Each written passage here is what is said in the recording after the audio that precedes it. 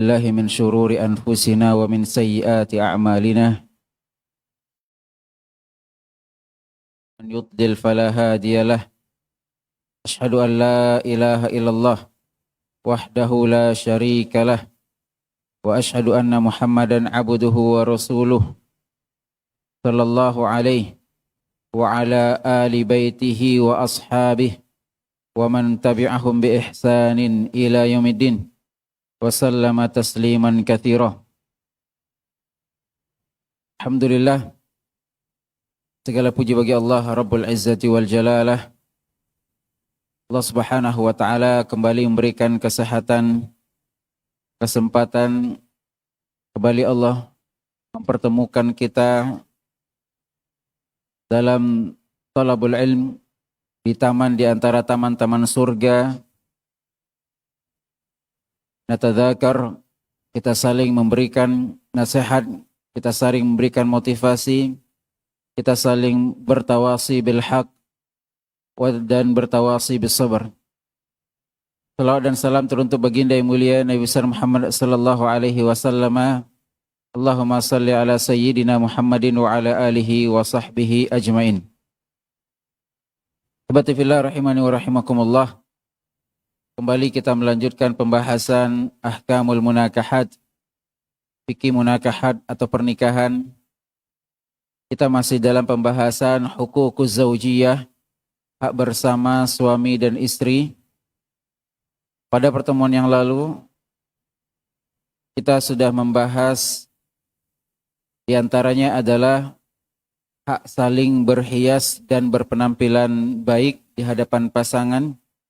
Dan kita sebutkan juga dalil-dalil dan pendapat para ulama. Kemudian hak saling membantu dalam beribadah. Kita sebutkan dalilnya di antara firman Allah wa ta'awanu 'alal birri wat taqwa. Hendaklah saling tolong menolong dalam kebaikan, dalam ketakwaan. Kemudian kita sebutkan beberapa hadis Nabi sallallahu alaihi wasallam. Di antaranya adalah idza shalla ahadukum fi baitihi falyusalli ma'ahu ahluh. Apabila seorang suami salat di rumahnya, salat sunnah atau salat yang lainnya, maka hendaklah dia mengajak keluarganya untuk salat bersama. Artinya adalah ketika seorang suami melakukan kebajikan, hendaklah dia mengajak istrinya, begitu pula sebaliknya. Maka kita masuk kepada hukukuz zaujiyah yang berikutnya adalah bekerja sama dalam mendidik anak. Bekerja sama dalam mendidik anak.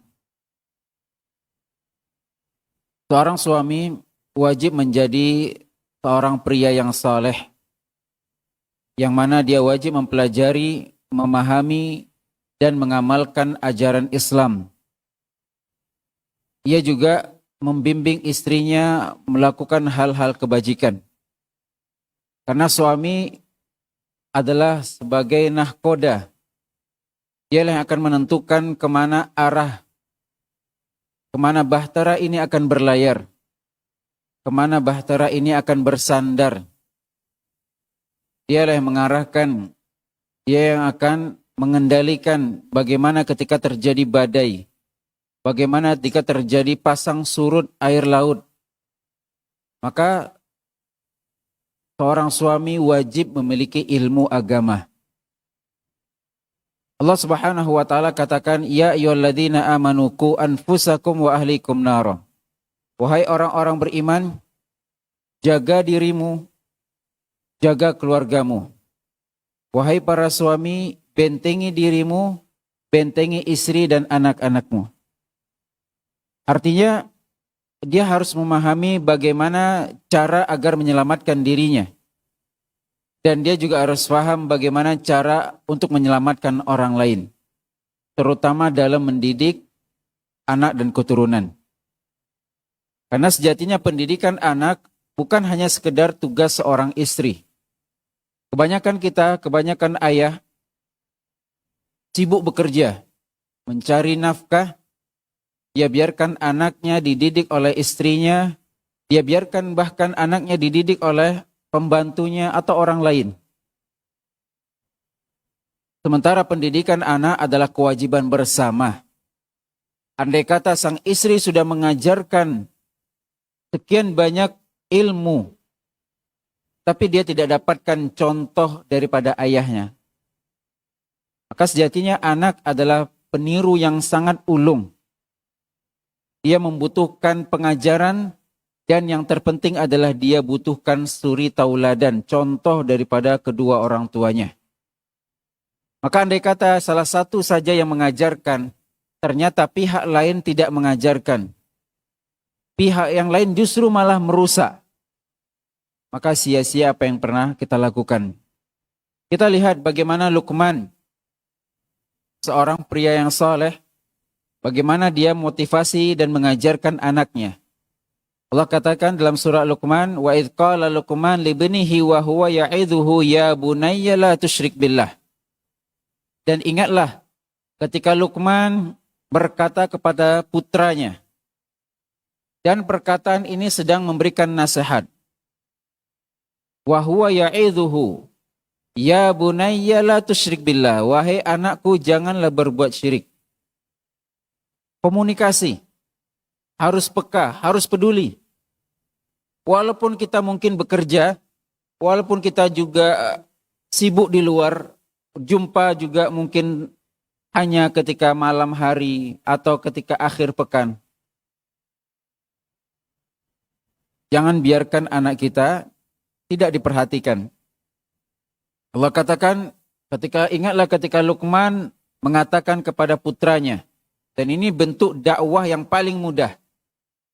Dakwah itu banyak, ada dakwah bilhal, dengan qudwatun hasanah, dengan contoh suri tauladan. Ada lagi dakwah dengan ucapan, dan ini yang paling mudah. Artinya semua kita bisa berbicara, semua kita bisa menyampaikan. Terlebih dari atas ke bawah. Beda kalau dari bawah ke atas. Dan Luqman di sini ya'idhuhu, memberikan nasihat. Artinya bukan sekedar berbicara, tapi berbicara dalam bab memberikan nasihat. Subhanallah. Terkadang sebagian orang tua, sebagian kita didiamkan dulu anaknya, didiamkan berkali-kali sudah sampai puncak baru marah. Dibiarkannya anaknya main handphone, dibiarkannya anaknya keluar malam, didiamkan. Sudah sampai puncak, sudah habis kesabaran kita, baru kita membludak dan marah. Tidak kita bangun dari awal komunikasi. Kita tidak nasihati ketika kesalahan itu muncul. Tapi dibiarkan membesar, jadi bom waktu, meledak. Marah, tidak lagi kata maaf. Maka jangan sampai ketika bibit-bibit kemungkaran itu sudah muncul, kita bergerak cepat. Kita ambil tindakan segera. Dan inilah konsep daripada nasihat. Dan kebanyakan kita juga ketika memberikan nasihat, bukan lagi babnya nasihat, tapi sudah marah. Sudah benci. Sudah muak, sudah sakit hati. Tapi nasihat adalah mau'idhah, itu memberikan nasihat, memberikan perintah, disertai dengan alasan. Memberikan larangan, juga disertai dengan alasan. Itu namanya mau'idhah. Dan silakan kita baca ayat Al-Quran. Kita baca hadis Nabi SAW. Ketika Allah memerintahkan sesuatu, Allah tutup dengan alasan. Ketika Allah melarang sesuatu, Allah tutup juga dengan alasan. Kenapa dilarang? Kenapa diperintahkan? Agar kita berpikir, kita bukan robot. Ini juga orang tua perlu paham. Bukan sekedar memerintahkan, pokoknya ayah perintahkan, tidak usah ditanya kenapa alasan. Pokoknya ibu melarang, tidak usah ditanya kenapa. Tapi konsep yang benar adalah perintahkan dengan alasan, larang juga dengan disertai alasan. Agar anak ini berpikir. Dan semua alasannya dibangun oleh syariat. Bukan pribadi kita. Ayah tidak suka. Mama tidak suka. Bukan karena selera kita sebagai orang tua. Tapi katakan ini perintah Allah. Allah Subhanahu wa ta'ala menganjarkan. Allah memberikan pahala yang besar. Allah mengancam keras dan seterusnya. Lihat di sini Luqman mengatakan kepada putranya, la tusyrik billah, jangan berbuat syirik. Ini perlu upaya keras dari kedua orang tua. Dan dakwah terbaik kepada anak adalah dakwah tauhid. Sebagaimana dakwah terbaik kepada orang tua juga dakwah tauhid. La tusyrik billah, jangan berbuat syirik nak. Kenapa? Ditutup. Inna syirka la zulmun azim. Ketahuilah nak, kesyirikan adalah kezaliman yang sangat besar. Apa korelasi syirik dengan zalim? Apa korelasinya syirik dengan zalim? Korelasinya adalah Allah yang menciptakan kita. Allah yang yang menciptakan jantung, yang memberikan rizki, yang memberikan nafas, yang memberikan kita akal. Tapi justru kita malah meminta dan menyembah selain Allah. Ini zalim. Kita menyembah sesuatu yang tidak memberikan manfaat dalam hidup kita dan tidak pula memberikan mudarat. Kenapa kita harus sembah makhluk yang tidak memberikan manfaat, tidak pula mudarat? Dengan alasan seperti ini anak akan berpikir bahwasanya kesyirikan adalah kezaliman yang besar. Maka di sini perlu peran orang tua. Kita katakan anak ibadah bukan karena perintah orang tua. Kau sudah dewasa nak, kau sudah paham dalil, kau sudah sekolah di pesantren. Jadi sholatmu ini bukan karena ustadz. Sholatmu ini bukan karena orang tua. Jangan sampai engkau sholat hanya di depan ayah saja, di depan mama saja. Ketika mama tidak ada, ayah tidak ada, kau tidak sholat. Allah Maha melihat. Kita ajak keluarga kita juga untuk mengajarkan tauhid. Tapi kalau kita bangun, jangan sampai sesekali ayah lihat, coba sekali saja ayah lihat kau melakukan ini nanti. Kalau ayah lihat, kalau tidak lihat, coba ya kalau mama tahu nanti, kalau mama tahu, kalau mama tidak tahu. Tapi kita ajarkan tauhid, ini handphone digunakan untuk kebaikan. Kau komunikasi dengan keluarga, engkau melaksanakan tugasmu. Mama tidak tahu isi handphonemu, apa di media sosialmu, apa yang kau tonton, apa yang kau searching, apa yang kau lihat. Tapi Allah Maha tahu. Tidak perlu juga kita overprotective, kita periksa sana sini, tidak perlu. Tapi dengan kita berikan kepercayaan, kita berikan bahwasanya mereka sudah dewasa, mereka sudah menanggung dosa sendiri, mereka sudah mukallaf, maka semoga dengan itu dia akan sadar. Nabi SAW mengatakan, kullukum ra'in wa kullukum mas'ulun an ra'iyatih. Setiap kalian adalah pemimpin. Dan setiap pemimpin akan dimintai pertanggungjawaban bagaimana dia memimpin. Wal imam ra'in wa huwa mas'ulun an ra'iyatih. Seorang imam, seorang pemimpin, dia akan dimintai pertanggungjawaban jika dia memimpin. War rajul ra'in fi ahli baitih. Seorang suami pemimpin di rumah tangganya, dia akan dimintai pertanggungjawaban bagaimana dia mendidik istrinya, bagaimana dia mendidik anaknya. Jadi jangan sampai kita sebagai seorang suami hanya saya sudah berikan nafkah, saya sudah bayarkan sekolah, saya sudah buatkan rumah, saya sudah siapkan kendaraan, kemudian lepas tangan. Seperti guru kita mengatakan, kita ini bukan sebagai mesin pencetak uang yang sibuk bekerja di luar, mencari nafkah.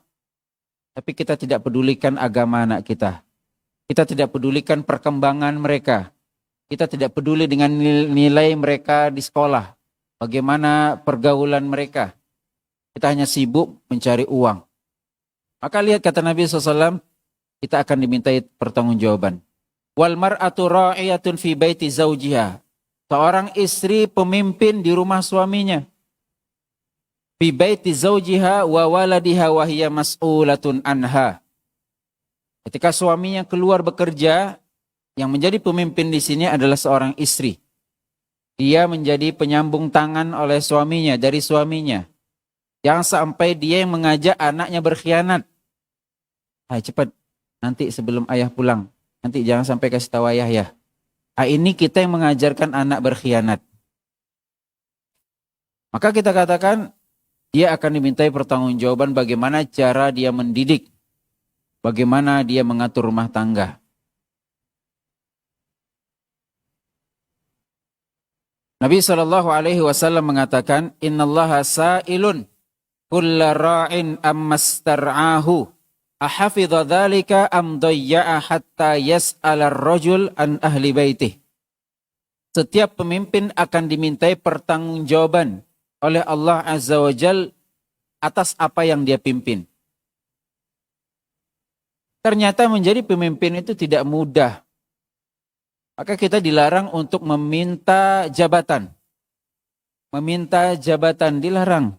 Kenapa? Tanggung jawab di hadapan masyarakat, di hadapan rakyat, dan yang paling berat tanggung jawab di hadapan Allah Azza wa Jalla. Ada dana yang masyarakat tidak tahu, ternyata kita ambil. Ini uang kas, dipegang oleh ketua kelas misalnya. 1 juta. Kapan dipakai nanti ketika Ramadan? Sekarang sampai Ramadan mungkin ada 1 bulan lebih lagi. Saya pakai dululah untuk beli handphone. Nanti saya ganti. Saya katakan ini khianat. Walaupun dia ganti. Walaupun harta ini, uang ini, dia bisa berhasil menggantinya. Tapi kita katakan dia berkhianat. Kami titip uang ke antum bukan untuk antum pakai beli handphone. Kalau gitu kita juga butuh. Tapi kita pegang, kita titipkan harta kita agar antum pegang, antum simpan. Di sini kita akan dimintai pertanggungjawaban. Ternyata kita pakai dalam perkara pribadi. Dalam perkara salah pakai saja juga tidak benar. Misalnya dana untuk buka puasa. Kita pakai bukan untuk buka puasa ternyata. Ini juga tidak benar. Ini amanah dana untuk buka puasa tok. Wajib kita salurkan sesuai dengan pemberi amanah tersebut. Ini berat sekali menjadi pemimpin. Belum lagi perkara-perkara yang lainnya. Ahafidha dzalika am dayya'ah. Apakah dia bisa menjaga amanah tersebut atau dia telantarkan? Ya, min asyratis sa'ah, di antara tanda-tanda hari kiamat adalah idza duyyi'atil amanah, apabila amanah telah hilang. Nah, ini hadis ini sering kita pakai untuk mencela pemerintah. Oh, ini tanda-tanda hari kiamat, pemerintah kita sudah zalim, tidak amanah dan seterusnya. Kita katakan ente juga pemimpin. Anda juga masuk dalam hadis ini. Anda juga menjadi pemimpin di dalam rumah tangga. Anda juga pemimpin dalam pekerjaan. Santri pemimpin di dalam halakohnya. Dia ketua halakohnya kah? Dia ketua kamarnya kah? Dia ketua kelasnya kah? Anda juga masuk dalam hadis ini. Apakah telah amanah atau belum? Kalau tidak sama, hanya bedanya levelnya saja. Sampai seorang pria, seorang suami akan dimintai pertanggungjawaban atas rumah tangganya. Anak-anaknya, kemana dia ajarkan? Kemana dia sekolahkan? Subhanallah. Kita lihat sebagian kaum muslimin yang tidak peduli dengan pendidikan anaknya. Dia sibuk dengan pendidikan dunia, gengsi. Sehingga anaknya disekolahkan ke negeri-negeri kufar. Anaknya yang berhijab misalnya, sekolah di negeri-negeri kufar. Tidak ada mahramnya, apa yang terjadi? Atau bahkan sebagian kaum muslimin belajar agama di negeri-negeri yang tidak beriman kepada Allah, apa yang dia pelajari? Pulang-pulang Al-Quran yang dikritik. Pulang-pulang syariat Islam yang dipertanyakan. Ya. Akibat apa? Orang tua yang bertanggung jawab. Kenapa dia lepaskan anaknya sekolah di sana? Maka antum yang sekolah agama di sini benar-benar bersyukur. Ucapkan jazakumullah khair kepada orang tua. Ini diantara upaya orang tua kita untuk melaksanakan amanah, menunaikan amanah. Karena dia akan bertanggung jawab di hadapan Allah Subhanahu wa taala. Berat jadi orang tua. Diletakkannya kita di sini sebagai bentuk saya sedang menjalankan amanah. Saya tidak ingin dimintai pertanggungjawaban oleh Allah Subhanahu wa taala ketika saya telantarkan anak saya. Tidak saya berikan pendidikan agama yang benar. Saya tidak punya ilmu agama, tapi saya tahu di mana mereka akan mendapatkan ilmu agama. Diletakkanlah di sekolah-sekolah Islam. Maka termasuk juga sabar dalam memberikan, termasuk sabar juga dalam mengingatkan istri, mengingatkan anak. Allah Subhanahu wa taala mengatakan, "Wa'mur ahlaka bis-salati was-sabir 'alaiha." Dan perintahkanlah keluargamu melaksanakan salat dan sabar dalam mengerjakannya. Sabar dalam mengerjakan salat, sabar dalam memerintahkan salat.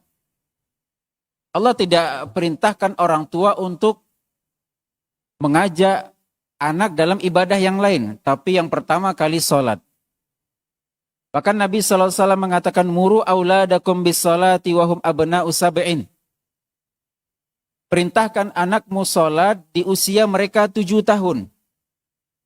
Usia 7 tahun sering kita katakan mereka belum wajib salat. Karena syarat wajib salat adalah baligh. Ketika dia mungkin sudah usia 15 tahun. Atau ketika sudah mimpi basah, ketika sudah ihtilam. Tetapi di usia 7 tahun sudah diperintahkan kita sebagai orang tua untuk mengajak dan memerintahkan anaknya untuk sholat. Kemudian apa? Wadribuhum 'alaiha, pukul anak tersebut, wahum abna'u ashrin. Kalau di usia 10 tahun tetap tidak mau sholat.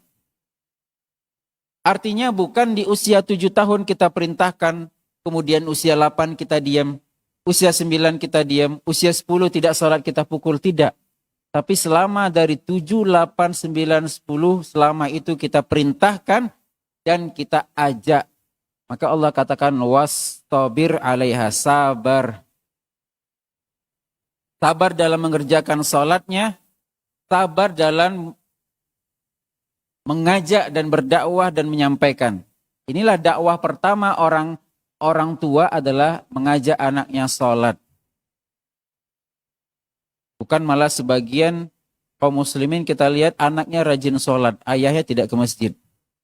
Anaknya rajin sholat, ayahnya tidak ke masjid. Anaknya rajin tarawih, ayahnya tidak sholat. Maka ini keliru. Kemudian Allah katakan, la nas'aluka rizqa. Wa'mur ahlaka bis-salati was-sabir 'alaiha, la nas'aluka rizqa. Perintahkan keluargamu salat, sabarlah, kami tidak meminta rizki kepada kalian. Artinya Allah tidak minta sesajen dari kita. Bagian Tuhan, hambanya, ciptaannya memberikan makanan kepada Tuhannya, kepada patungnya. Bagaimana dia bisa memberi sementara dia diberi? Bagaimana dia bisa melindungi sementara dia yang dilindungi? Bagaimana dia bisa menciptakan sementara patung itulah yang diciptakan? La nas'aluka rizqa, kami tidak meminta rizki kepadamu. Nahnu narzukuk, kamilah yang memberi rizki kepada kalian. Kepada engkau para suami, kepada engkau para istri, dan untuk keluargamu. Itu urusan Allah Subhanahu wa ta'ala. Anakmu tidak memakan rizkimu.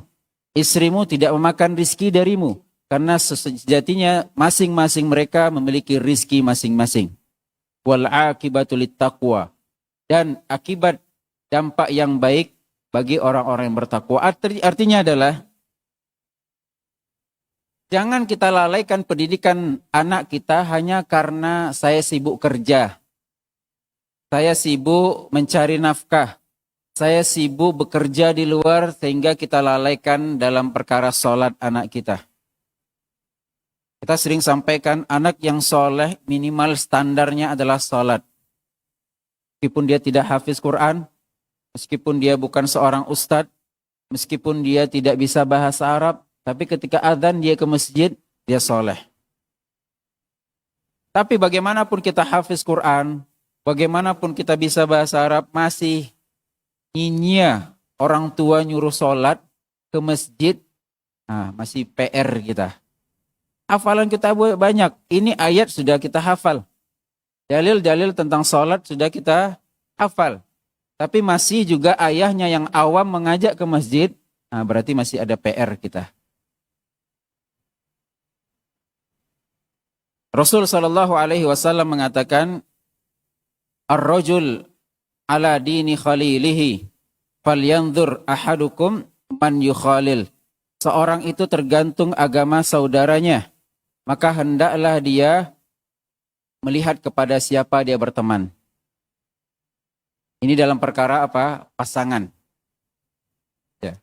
Makanya di sini kita bisa bekerja sama dalam mendidik anak, itu judul kita, kalau memang kita sama-sama baik. Kalau kita memang sama-sama visi misinya untuk menjadikan anak ini anak yang saleh, bukan malah sebaliknya. Salah satu pihak ingin anaknya sekolah agama, pihak yang lain tidak. Salah satu pihak ingin anaknya hafidz Quran, yang lain tidak. Salah satu pihak ingin anaknya menjadi soleh, tapi yang lain justru malah merusak. Justru salah seorang dari mereka yang malah merusak anaknya. Maka di sini kita harus paham. Sebelum kita menikah, sebelum kita mendidik anak, kita harus melihat dengan siapa kita menikah. Karena keberhasilan dalam pendidikan anak bukan hanya salah satu pihak. Tapi wajib suami istri bekerja sama dalam pendidikan anak tersebut. Kita lihat ibadur Rahman. Mereka senantiasa mengatakan, Rabbana hablana min azwajina. Ya Rabb, berikanlah kepada kami, anugerahkanlah kepada kami pasangan-pasangan kami. Min azwajina wa dzurriyyatina. Dan anak keturunan kami qurrata a'yun, sebagai penyejuk mata kami. Ya Allah, berikan kepada kami istri-istri, berikan kepada kami anak-anak yang mana mereka menjadi penyejuk mata kami. Kenapa tidak dikatakan penyejuk hati? Memang sebagian menerjemahkan dengan penyejuk hati. Tapi yang di ayat ini Allah katakan qurrata a'yun, penyejuk mata. Kalau mata sudah enak, kalau mata sudah indah memandang, hati juga akan nyaman. Apa tidak? Melihat istri yang salehah, melihat istri yang taat kepada suami, melihat anak yang baik, anak yang saleh dan saleh, tentu akan membuat hati orang tuanya bahagia. Wa ja'alna lil muttaqina imama, dan jadikan kami imam, pemimpin bagi orang-orang yang bertakwa. Ini luar biasa doanya. Berikan kepada kami pasangan yang baik, berikan kepada kami keturunan yang baik, jadikan kami pemimpin bagi orang-orang yang bertakwa. Bukan hanya sebagai pengekor, bukan hanya sebagai muqallid, tapi sebagai pemimpin leader. Tentunya berangkat semuanya dari mana? Dari rumah. Pemimpin yang baik itu dididik dari rumah yang baik, menghasilkan pemimpin yang baik. Tapi kalau dari rumah dia tidak mendapatkan kasih sayang, tidak mendapatkan tauladan, tidak mendapatkan pendidikan yang benar, dia tidak akan bisa menjadi pemimpin yang baik, terkhusus pemimpin bagi orang-orang yang bertakwa.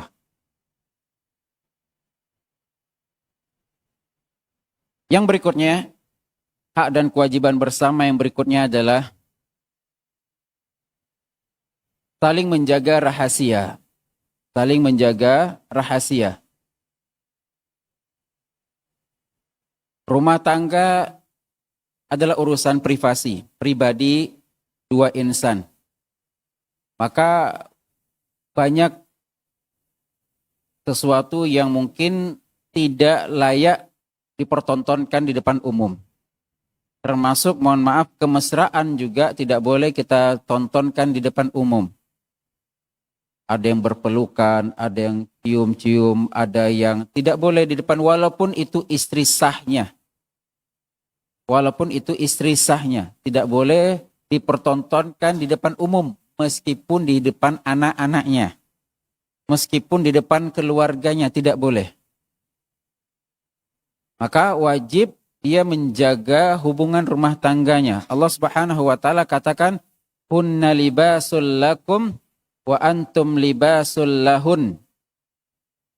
Jatinya mereka para istri adalah pakaian bagimu dan engkau para suami adalah pakaian bagi istrimu.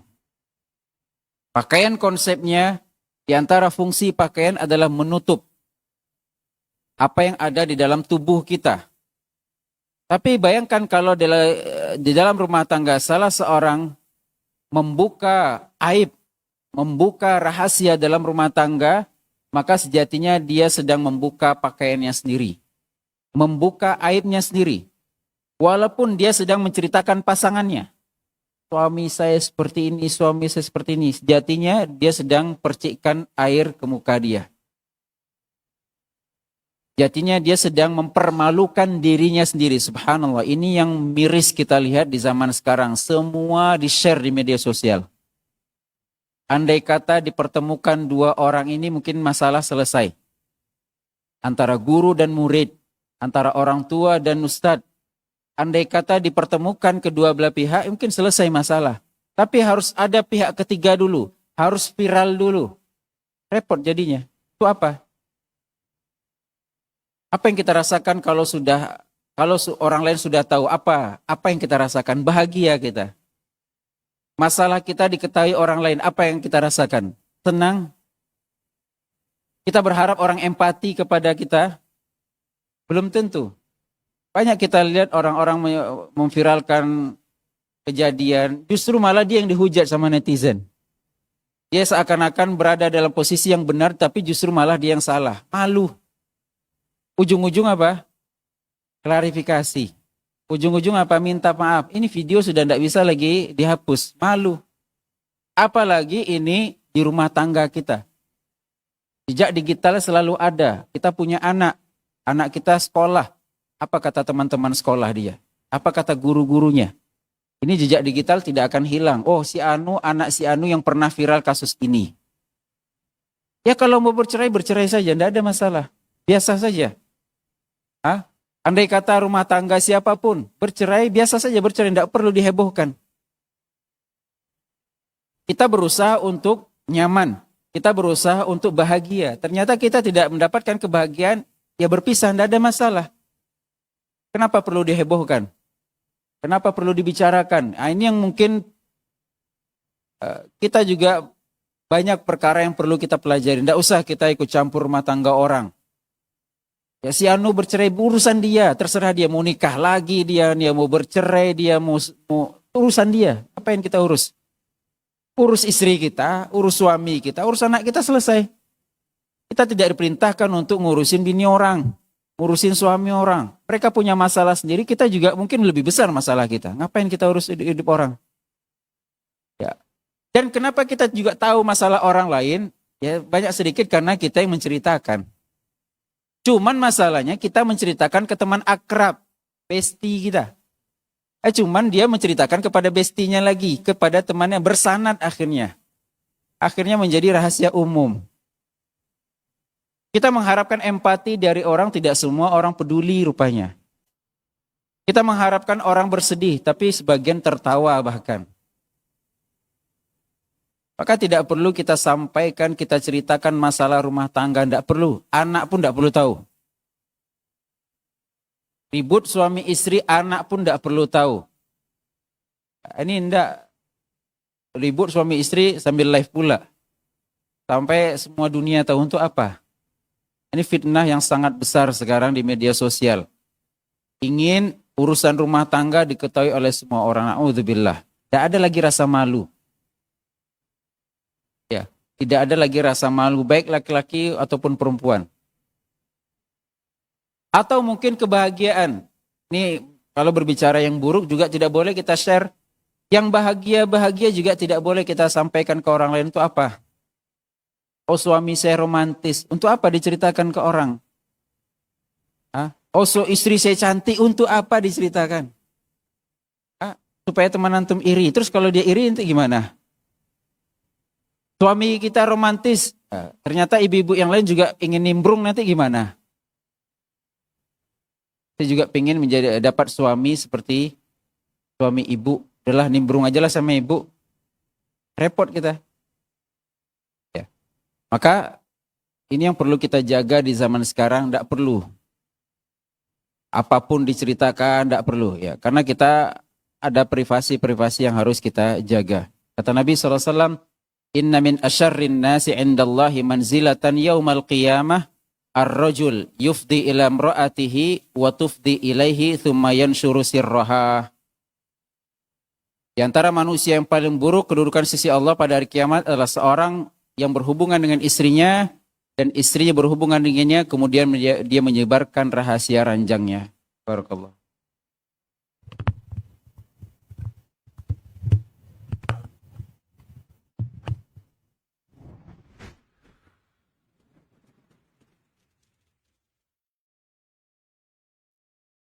Allahu Akbar, Allahu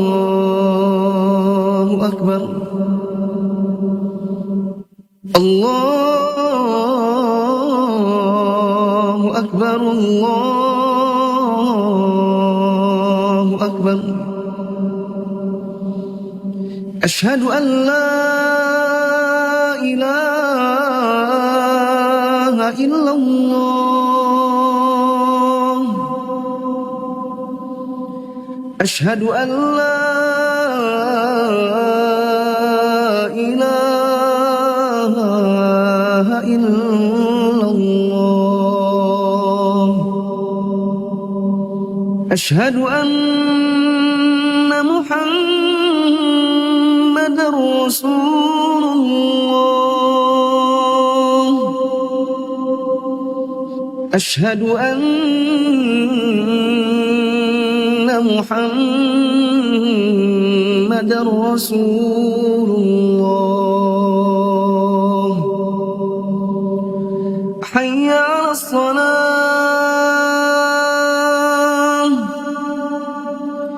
حي على الصلاة،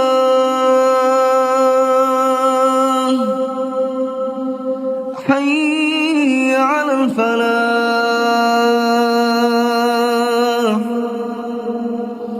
حي على الفلاح.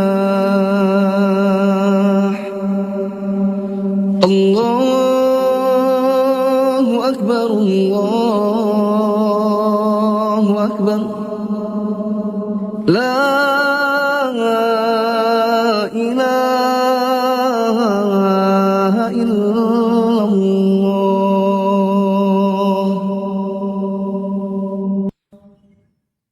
اللهم صل على محمد وعلى آل محمد كما صليت على آل إبراهيم إنك حميد مجيد.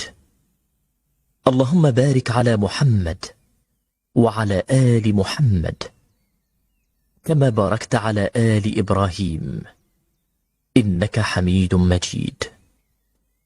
اللهم رب هذه الدعوة التامة والصلاة القائمة آت محمدا الوسيلة والفضيلة وابعثه مقاما محمودا الذي وعدته.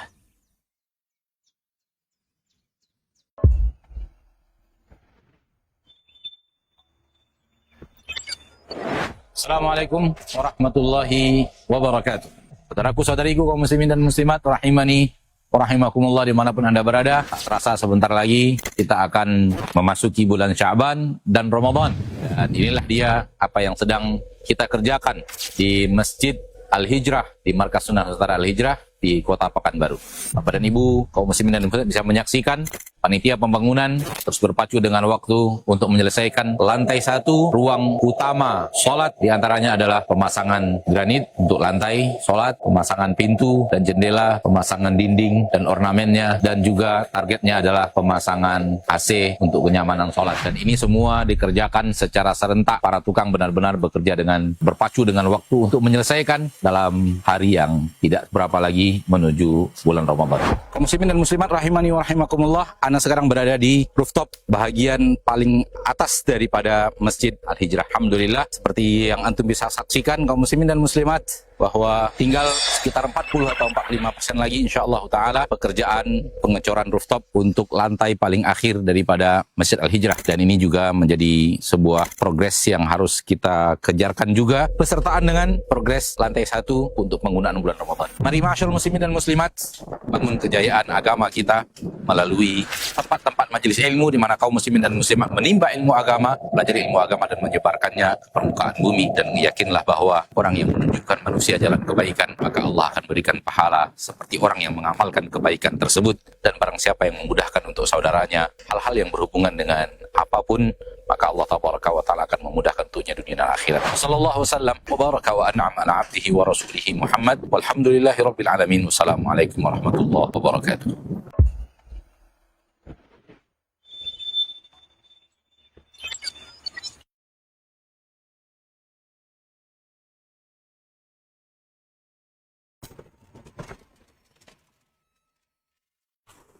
Assalamualaikum warahmatullahi wabarakatuh. Nama saya Musmaja. Saya sebagai sekretaris Desa Bah, Kecamatan Ketol, Kabupaten Aceh Tengah.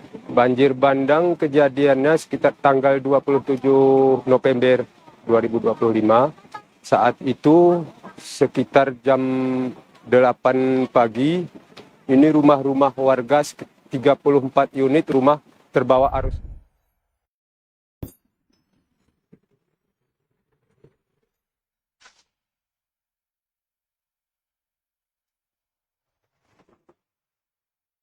Man satarahullahu fid dunya wal akhirah. Barang siapa yang menutup aib saudara muslim, maka Allah akan menutup aibnya di dunia dan di akhirat. Terlebih menutup aib pasangan, maka Allah akan tutup baginya aibnya di dunia maupun di akhirat. Andai kata misalnya terjadi perceraian, tidak lagi jodoh, maka tidak perlu juga kita menceritakan aib mantan pasangan kita tersebut. Tidak perlu kita menceritakan aibnya. Kemudian yang berikutnya, saling berkomunikasi dan musyawarah. Hak dan kewajiban bersama. Yang berikutnya adalah saling berkomunikasi dan musyawarah. Dalam rumah tangga bukan satu arah. Bukan seorang suami hanya memberikan perintah tanpa ada minta tanggapan daripada istrinya. Tapi dianjurkan kita untuk saling berkomunikasi, saling bertukar cerita, saling bertukar pendapat. Allah katakan, وَالَّذِينَ اسْتَجَابُوا لِرَبِّهِمْ وَأَقَامُوا الصَّلَاةَ وَأَمْرُهُمْ شُورَى بَيْنَهُمْ وَمِمَّا رَزَقْنَاهُمْ يُنْفِقُونَ. Orang-orang yang istijabah kepada Allah, mereka mendirikan salat dan urusan mereka senantiasa mereka musyawarahkan. Bahkan Nabi SAW banyak dalam perkara agama, Nabi SAW musyawarah kepada para sahabat. Dalam taktik perang, dalam teknik ini, teknik itu. Nabi SAW musyawarah kepada para sahabat. Dan para sahabat pun ketika Nabi SAW menyampaikan satu pendapat, mereka bertanya, apakah ini dari Allah atau pendapatmu ya Rasulullah? Artinya kalau pendapat Nabi, mungkin kita masih bisa memberikan pendapat yang lain. Tapi kalau sudah perintah dari Allah, sami'na wa ata'na. Tak jarang Nabi katakan ini pendapat saya, maka lebih baik ya Rasulullah kalau pendapat kami begini-begini. Ketika perang Uhud juga sama. Setelah sholat Nabi bertanya kepada para sahabat, bagaimana? Ini ada info orang-orang kafir akan menyerang Mekah. Kita tunggu di sini atau kita keluar? Nabi minta pendapat. Ada terjadi silang pendapat. Sebagian mengatakan ya Rasulullah kita tunggu di sini sajalah. Karena Madinah ini cukup safety. Di kiri kanannya sudah ada gunung, di belakang ada kebun kurma, mereka hanya bisa masuk dari atas. Jadi satu titik saja sehingga kita bisa menyerang mereka dari satu titik. Kita tunggu di dalam saja. Sebagian mengatakan tidak ya Rasulullah, kita harus keluar. Pendapat.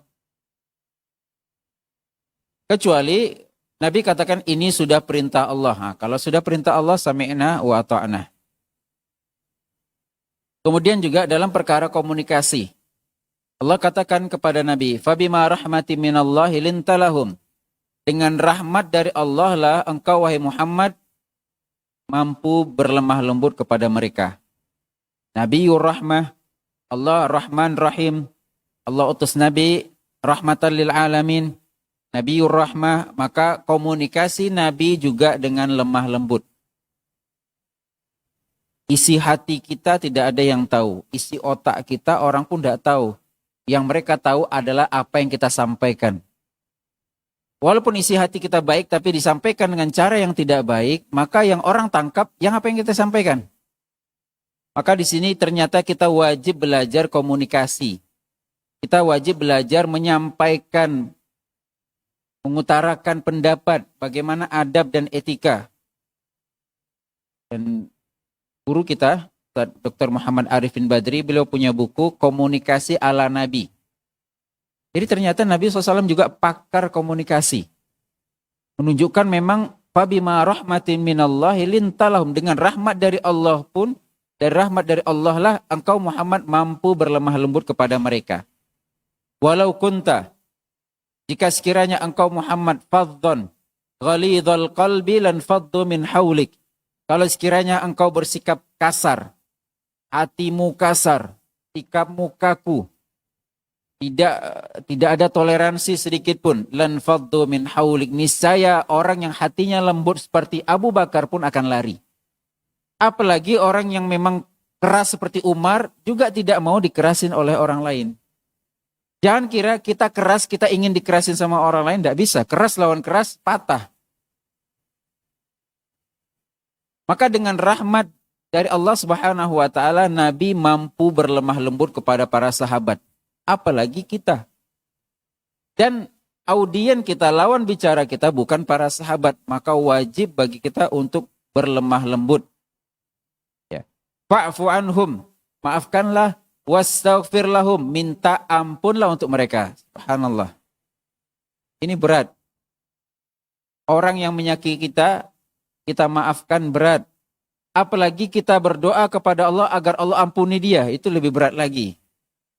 Dia salah kepada saya, belum tentu saya maafkan. Apalagi saya maafkan dan saya minta kepada Allah untuk mengampuni dia. Inilah level tertinggi.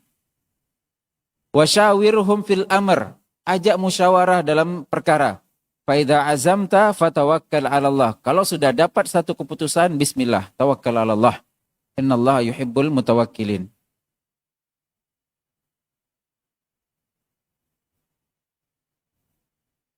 Nabi SAW bermusyawarah kepada istrinya Khadijah. Nabi SAW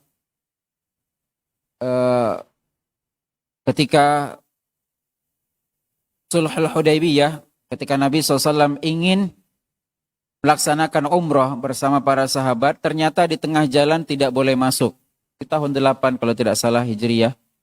Maka Nabi SAW perintahkan para sahabat untuk tahallul di tempat itu. Ya.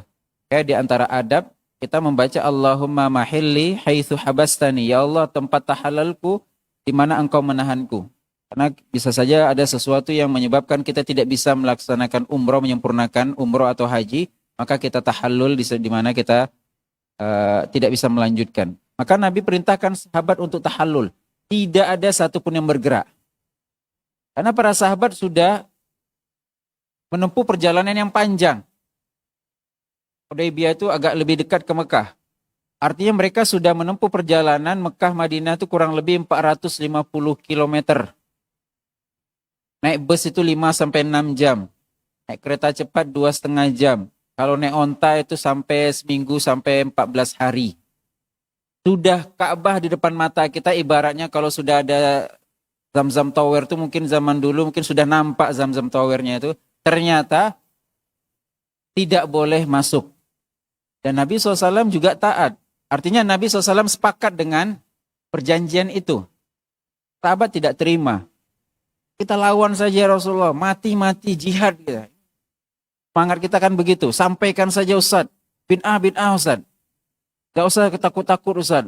Gak usah Ustaz jawab diplomatis. Jawabnya bid'ah. Besok tidak bisa lagi kajian di situ.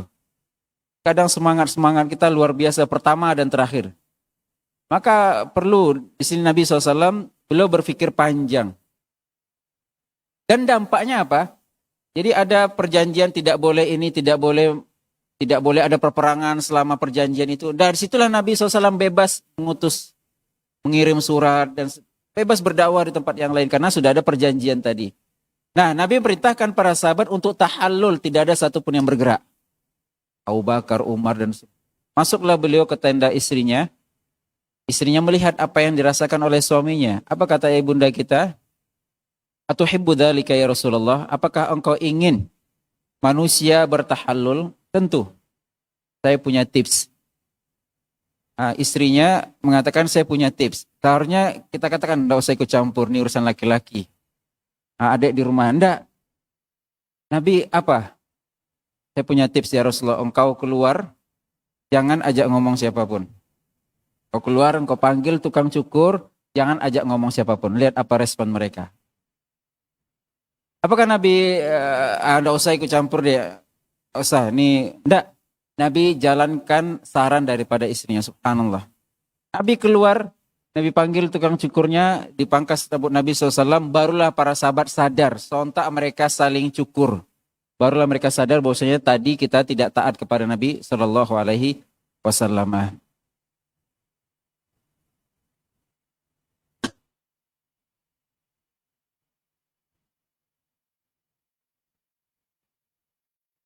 Assalamualaikum Ustaz, izin bertanya apa bentuk Allah menerima taubat kita? Allah Ta'ala alam, di antara taubat diterima, ciri-cirinya adalah kita meninggalkan dosa tersebut. Bukan berarti tidak meninggalkan totalitas. Tapi bisa saja kita sudah meninggalkan, kemudian suatu saat terjerumus lagi bertobat lagi, sampai mati. Itulah Allahu ghafirud dzam wa qabilut taub. Tawwab, Allah itu maha menerima taubat. Apa maknanya? Kita pasti akan berdosa lagi dan bertobat lagi dan Allah maafkan lagi. Tapi tentu usahakan kita hindari sebab-sebab kita terjerumus kepada dosa yang sama. Di antaranya kita menghindar, menjauhi pergaulan yang tidak baik tadi. Assalamualaikum Ustaz, izin bertanya, bolehkah istri minta cerai kepada suaminya? Boleh. Bisa saja wajib. Tapi bisa saja haram. Wajib ketika suaminya tidak sholat. Apa yang mau dipertahankan? Suaminya tidak taat agama. Suaminya minta ke dukun. Suaminya melakukan maksiat-maksiat. Enggak, sudah. Cari yang lain. Haram ketika suaminya baik. Haram ketika suaminya poligami. Ketika suaminya ketahuan poligami, punya istri lagi, kemudian kita katakan pilih aku atau dia, haram. Berarti pilih aku atau dia, berarti kita minta cerai kepada suami yang baik. Kalau bukti dia baik, dia poligami, menjalankan syariat. Bukan dia berzina, bisa saja dia berzina. Bisa saja dia berselingkuh. Tapi dia memilih jalan syariat. Kemudian kita katakan, ceraikan dia, berdosa lagi kita. Menyuruh orang bercerai dengan istrinya. Walaupun itu istri daripada suami kita. Haram, dosa besar. Atau menyebabkan dia ribut dengan istri yang keduanya. Laisa minna man khabbaba imra'atan ala zawjiyah. Bukan termasuk golongan kami yang menyebabkan rumah tangga orang ribut. Juga sama ibu-ibu. Wanita itu sudah diterima di poligami, sudah ikhlas, datang ibu ngompor. Kok mau kau di poligami? Bodoh betul. Kau cantik. Kalau aku tidak mau itu. Ini wanita-wanita seperti ini, na'udzubillah. Dosa besar. Jadi kalau suaminya taat agama, tidak ada alasan syar'i kita minta cerai. Ayyumamro'atin sa'ala talaqa zawjiha min ghairi ma ba'sin. Wanita mana saja minta cerai kepada suaminya tanpa alasan syar'i, fa haramun 'alaiha raihatul jannah. Haram baginya mencium aroma surga. Masuk surga saja tidak, mencium aroma saja apalagi. Mencium aroma saja tidak, apalagi masuk surga. Tapi kalau memang suaminya KDRT, kenapa tidak? Suaminya tidak menafkahi dan seterusnya. Intinya suaminya melalaikan kewajibannya, maka boleh seorang istri minta cerai. Pertanyaannya, apakah dengan cerai itu selesai masalah? Apakah kita yakin dengan saya bercerai dengan dia, saya selamat darinya, atau selamat dari mulut buaya masuk mulut harimau? Maka tentu kita tempuh cara-cara yang lain, kita bertanya, kita musyawarah dengan orang tua, kita mencoba, kita doakan pasangan kita. Dan juga bisa saja ada dosa yang kita lakukan. Mungkin ini dampak daripada dosa kita sehingga Allah berikan pasangan yang seperti ini. Allah Ta'ala alam. Bagaimana menghadapi mertua yang terlalu ikut campur urusan keluarga? Jangan tinggal sama mertua. Ini pertanyaan santri ini. Jangan tinggal sama mertua. Dan jangan ceritakan apa yang ada di rumah. Mak, tadi masak ini istriku, mak. Apa yang diceritakan? Oh, cuman itu yang dimasak. Datang kita ke rumah mak, udah makan, mak, udah masak istrimu. Untuk apa cerita-cerita? Oh, kenapa tidak mobil ini yang dibeli? Kenapa mobil itu? Kenapa rumah ini? Maka kita sebagai anak tidak perlu ceritakan masalah detail dalam rumah tangga, tidak perlu. Kedua, kita sebagai mertua juga, walaupun tidak makan dia tapi masih tersenyum, anak kita biarkan sudah. Tidak mengadu dia kepada kita, biarkan, tidak usah ikut campur. Dosa juga kita itu. Termasuk kita katakan laisa minna man khabbaba imra'atan ala zaujiyah. Termasuk dosa besar, tidak golongan kami yang merusak rumah tangga orang lain walaupun itu orang tua. Kan niat kita baik nih. Kita memberikan nasihat, tapi ternyata nasihat kita menyebabkan mereka ribut. Maka kita katakan kepada ipar, kepada orang tua, jangan jadi pihak ketiga. Jangan jadi penyebab pertikaian. Selagi mereka tidak ngadu, udah. Nampak kita sedih, rasa biarkan sudah. Kalau dia tidak ngadu. Kecuali dia ngadu, dia cerita, minta saran, juga kita berikan sesuai dengan kemampuan kita. Tidak bisa kita paksakan. Ini yang menyebabkan banyak terjadi perceraian campur tangan pihak ketiga. Iparkah, orang tuakah, mertuakah. Di sini kita bertakwa kepada Allah Subhanahu wa taala.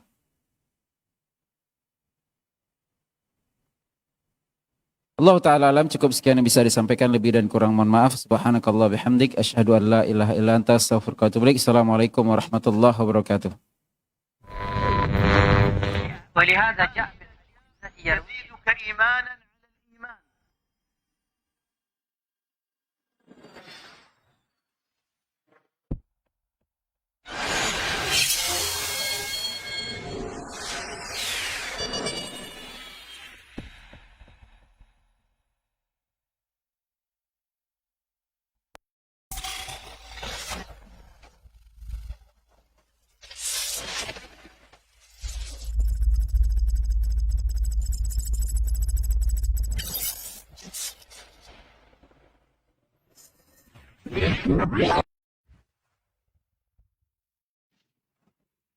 Assalamualaikum warahmatullahi wabarakatuh. Saudara-saudariku, para pemirsa Sil TV dimanapun Anda berada, imani wa rahimakumullah.